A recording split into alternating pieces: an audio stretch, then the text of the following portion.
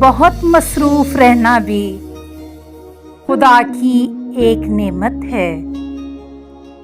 ہجوم دوستاں ہونا، کسی سنگت کا مل جانا، کسی محفل میں ہنس لینا، کسی خلوت میں رو لینا، کبھی تنہائی ملنے پر خود اپنا جائزہ لینا، کسی کا حال لے لینا، کسی کا راز ملنے پر اپنے لبوں کو سی لینا، کسی بچے کو چھو لینا، کسی بوڑھے کی سن لینا، کسی کے کام آ سکنا۔